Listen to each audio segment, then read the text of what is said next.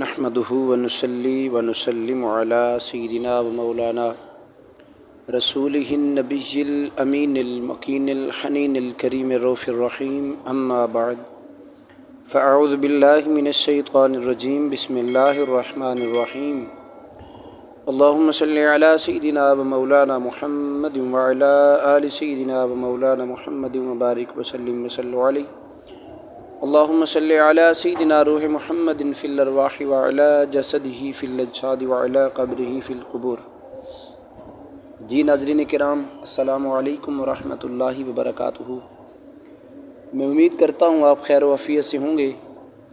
اور دعا گو ہوں کہ مالک لم یزل آپ سب کو ہمیشہ شاد و آباد رکھے، آقا علیہ الصلوۃ والسلام کے عشق و محبت میں جیتے رہیں، آقا علیہ الصلوۃ والسلام کی بارگاہ میں درود و سلام کا نذرانہ پیش کرتے رہیں۔ سلام اے آمنہ کی گود میں قرآن کے پارے، سلام اے آمنہ کی گود میں قرآن کے پارے، سلام اے آدم و حوا کے ارمانوں کے گہوارے، دعائے قلب ابراہیم و جان عیسیٰ و موسیٰ، دعائے قلب ابراہیم و جان عیسیٰ و موسیٰ، سلام اے اولیاء و انبیاء کی آنکھ کے تارے۔ جی ناظرین کرام، آج کا جو ٹاپک ہے وہ ہے سلام کا فلسفہ۔ سلام ایک کثیر المعانی لفظ ہے۔ کتاب الشفاء میں السلام علیکہ کے معنی یہ کیے گئے ہیں کہ تم سلامت رہو، ہم تمہارے فرما بردار ہیں،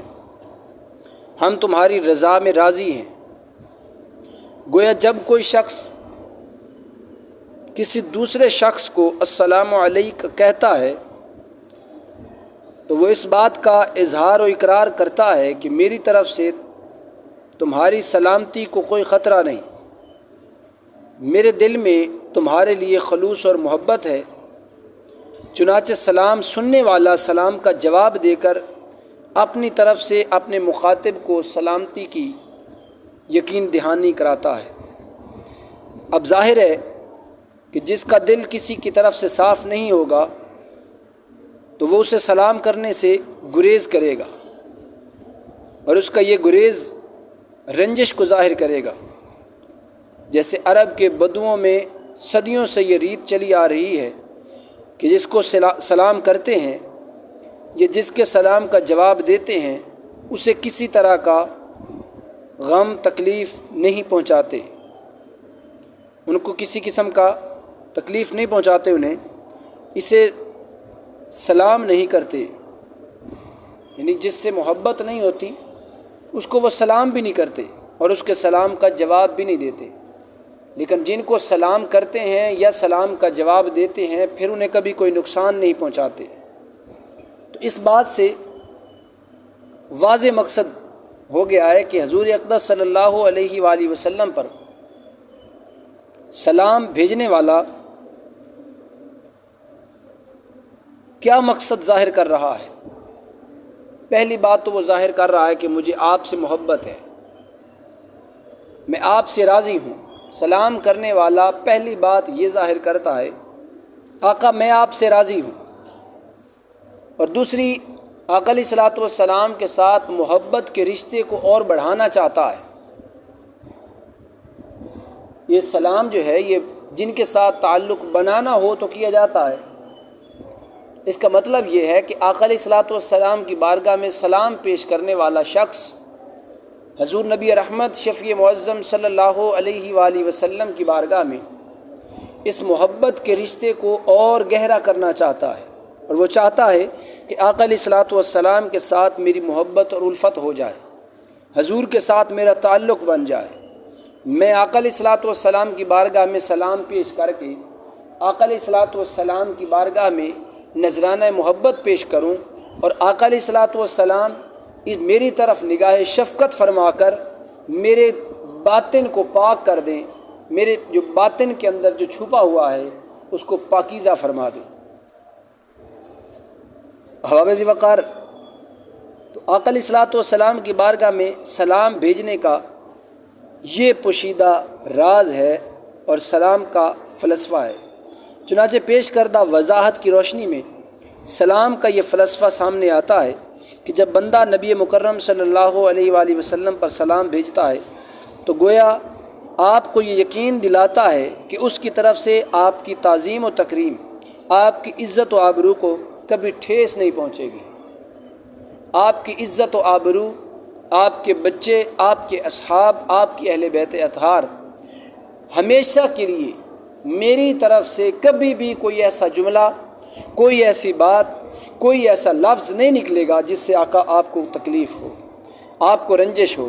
آپ کی اہل بیت اطہار کو رنجش ہو، آپ کے اصحاب کو کسی قسم کی کوئی ناراضگی ہو۔ تو سلام کرنے والا حضور نبی رحمت صلی اللہ علیہ وآلہ وسلم کی بارگاہ میں یہ ایک سلام عقیدت، محبت کے رشتہ بڑھانے کے ساتھ ساتھ وہ ایک یقین بھی دلا رہا ہوتا ہے کہ آقا میری طرف سے کبھی کوئی ایسا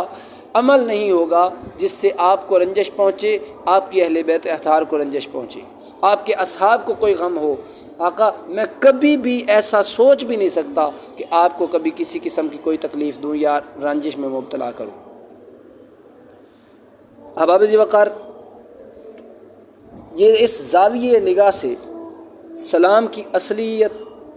حیثیت ایک عہد، ایک قول، ایک وعدہ کی ہوتی ہے۔ یعنی سلام بھیجنے والا سلام کی صورت میں یہ عہد کر رہا ہوتا ہے کہ اس کی طرف سے نبی مکرم صلی اللہ علیہ وآلہ وسلم کی حرمت و عظمت بالکل محفوظ ہے۔ ایک قابل غور نقطہ ہے جو اللہ رب العزت نے ارشاد فرمایا، ان اللہ و ملائکتہ یصلون علی النبی یا ایھا الذین آمنوا صلوا علیہ وسلموا تسلیما، یعنی بے شک اللہ رب العزت اور اس کے سب فرشتے نبی مکرم رؤوف الرحیم صلی اللہ علیہ وآلہ وسلم پر درود بھیجتے ہیں۔ اے ایمان والو، تم بھی ان پر درود اور خوب سلام بھیجتے رہا کرو۔ اس آیت کریمہ میں یہ نہیں کہا گیا کہ اللہ رب العزت اور اس کے فرشتے نبی پر سلام بھیجتے ہیں، اب سلامتی کی بات نہیں، درود بھیجتے ہیں۔ اور آگے مومنین کی جب بات آئی ہے تو پھر فرمایا یا ایھا الذین آمنوا صلوا علیہ وسلموا تسلیما، ایمان والو تم درود بھی بھیجو اور خوب سلام بھیجو۔ اس کی وجہ یہ ہے کہ اللہ رب العزت اور اس کے فرشتے کی طرف سے نبی مکرم صلی اللہ علیہ وآلہ وسلم کی عزت و آبرو کو کسی قسم کا کوئی خطرہ نہیں، آقا علیہ الصلوۃ والسلام کی عزت و حرمت کو کوئی کسی قسم کا خطرہ ہی نہیں، ہو ہی نہیں سکتا۔ لیکن جب انسان ہے، انسان کے اندر تو بعض منافقین بھی تھے، کفار بھی تھے، تو ان کے لیے کیا ہے؟ ان کے لیے فرمایا گیا ہے کہ تم میرے محبوب پر درود و سلام بھیجو۔ وہ جو مومن ہونے کا اپنے آپ کو دعویٰ کرتے ہیں، بظاہر کلمہ پڑھتے ہیں، کلمہ پڑھنے کے باوجود بھی ہر قسم کی باتیں کرتے ہیں، تو فرمایا کہ تم جو مومن ہونے کا دعویٰ کرتے ہو تو میرے محبوب کی بارگاہ میں سلام پیش کر کے میرے محبوب کی بارگاہ میں بار بار عہد کرو نا کہ ہماری طرف سے کبھی کسی قسم کی کوئی آپ کی عزت و حرمت کو کوئی خطرہ نہیں ہوگا، آپ کی عزت و حرمت پر کبھی کوئی لفظ نہیں آئے گا ہماری طرف سے۔ تو اسی لیے ان کی طرف سے آپ پر سلام بھیجنے کی ضرورت نہیں، اللہ رب العزت کی بارگاہ میں، اللہ رب العزت کی طرف سے اور فرشتوں کی طرف سے۔ البتہ خطرہ تو انسان کا تھا، تو جب انسان کا تھا تو اس لیے انسان کو فرمایا کہ تو نے جب محبوب کی بارگاہ میں درود پاک پیش کرنا ہے تو درود پاک کے ساتھ ساتھ آپ نے سلام بھی پیش کرنا ہے، بلکہ آیت کے مطابق ہے خوب سلام بھیجنے کا حکم دیا گیا، سلام کا 2 مرتبہ تاکید کی گئی۔ تو مطلب یہ ہے کہ تمہارے درود کے ساتھ ساتھ تمہاری ضمانت کی بھی ضرورت ہے کہ میرے محبوب پہ کبھی کوئی لفظ نہیں کرو گے، کوئی ایسا لفظ نہیں بولے گے جو آقا علیہ الصلوۃ والسلام کی بارگاہ میں ایسا ہو کہ جس سے آقا علیہ الصلوۃ والسلام کو کسی قسم کی رنجش پہنچے۔ نقطے سے ایک اور نقطہ ذرا سماعت فرمائیں، یہ بصیرت افروز نقطہ ہماری رہنمائی اور ایک کرتا ہے، جو یہ ہے کہ آقا علیہ الصلوۃ والسلام پر سلام بھیجنے میں صرف وہی شخص پس و پیش یا گریز یا آنا کانی کرے گا جس کا ارادہ اچھا نہیں ہوگا، اللہ اکبر، وگرنہ سلام کرنے کے لیے اگر حضور کے جان نثاروں کو شعلوں سے بھی گزرنا پڑے تو بلا خوف اس میں گزر جائے گا۔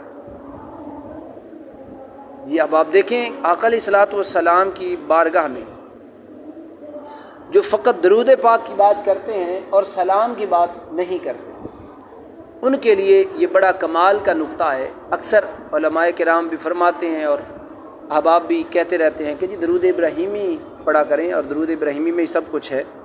احباب درود ابراہیمی میں یا کوئی ایسا درود جس میں فقط درود ہو سلام نہ ہو، تو پہلے میں نے ایک ویڈیو بنائی ہے جس میں میں نے عرض کیا ہے کہ یہ آقا علیہ الصلوۃ والسلام کی بارگاہ میں ناپسندیدہ عمل ہے، حضور نے رنجش کا اظہار فرمایا ہے۔ تو اس کی وجہ آج صحیح معنی میں سمجھ آئے گی کہ یہ کیوں ہے۔ تو جو سلام پڑھنے سے گریز کرتا ہے، جو سلام پڑھنے سے دور جاتا ہے، سلام پڑھنے سے ناراض ہوتا ہے، تو اس کی وجہ یہ ہے کہ ان کا ارادہ کچھ اور ہے، کیونکہ وہ ضمانت نہیں دے سکتا محبوب کریم کی بارگاہ میں۔ تو جب ضمانت نہیں دے سکتا تو اس کے دل میں کچھ اور ارادہ ہے۔ تو جب ارادہ ہے تو یوں سمجھیے کہ وہ مومن کامل نہیں ہے۔ اگر مومن ہوتا تو حکم خدا کے مطابق محبوب کی بارگاہ میں سلام پیش کرنے والا ہوتا۔ احباب ذی وقار، خلاصہ کلام یہ ہے کہ منافقین نے کسی دور میں بھی حضور نبی رحمت صلی اللہ علیہ وآلہ وسلم پر درود پاک پڑھنے سے گریز نہیں کیا۔ چنانچہ سلام بھیجنے میں انہیں تھوڑی مشکل نظر آتی ہے، تو یہ حکمت پوشیدہ سلام بھیجنے والا اپنے سلام کے ذریعے آقا علیہ الصلوۃ والسلام کی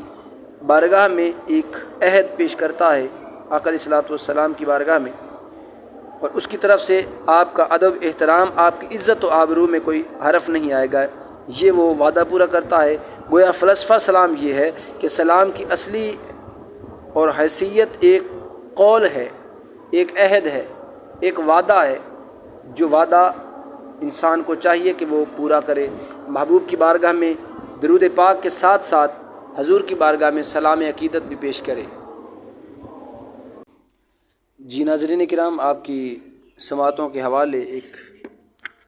بہت ہی عظمت والا درود و سلام پیش کرنے کی سعادت حاصل کر رہا ہوں۔ حضرت ابو ہریرہ رضی اللہ تعالی عنہ آپ سے روایت ہے، حضور نبی رحمت شفیع معظم صلی اللہ علیہ وآلہ وسلم نے ارشاد فرمایا کہ تم جب بھی مجھ پر درود پاک پڑھا کرو تو میرے لیے وسیلہ بھی مانگا کرو۔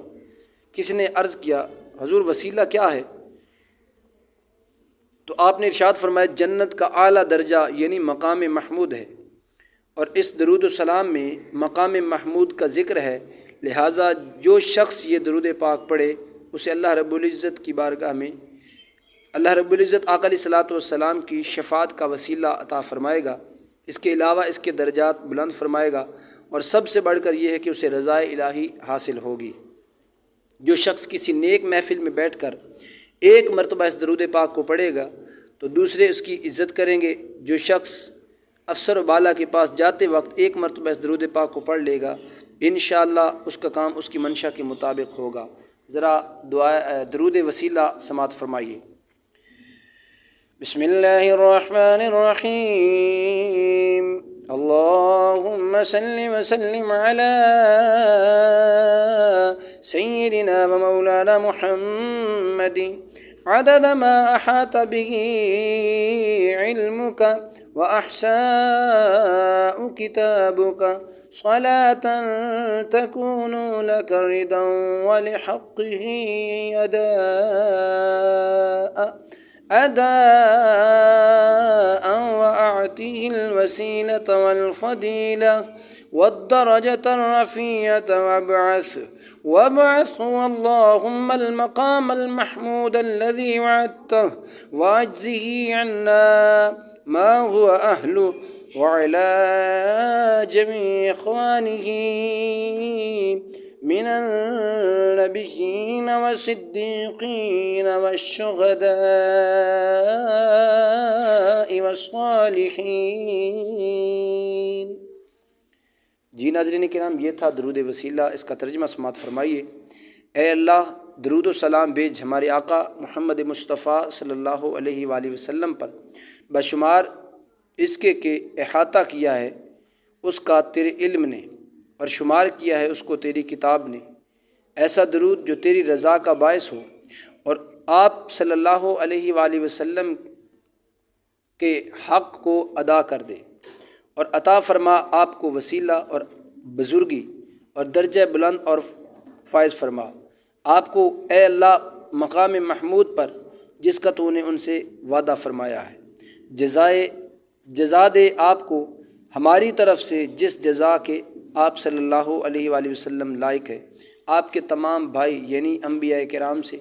اور صدیقین اور شہداء اور صالحین سے۔ جی ناظرین کرام، یہ تھی آج کی یہ فلسفہ سلام اور اس کے ساتھ درود وسیلہ۔ میں امید کروں گا کہ آپ کو یہ ویڈیو پسند آئے گی۔ احباب ذی وقار، اگر ویڈیو پسند آئے تو برائے مہربانی ویڈیو کو لائک کر دیں، چینل پہ نئے ہیں تو چینل کو سبسکرائب کر دیں اور ساتھ میں لگے بیل آئیکن کو ضرور پریس کریں تاکہ میری ہر آنے والی ویڈیو کا نوٹیفیکیشن آپ احباب تک پہنچ سکے۔ مالک کائنات آپ کو دو جہانوں کی بھلائیاں نصیب فرمائے، ہمیشہ شاد رہیں، آباد رہیں، آقا علیہ الصلوۃ والسلام کے بارگاہ میں درود السلام کا نذرانہ پیش کرتے رہیں۔ السلام علیکم ورحمۃ اللہ تعالی وبرکاتہ۔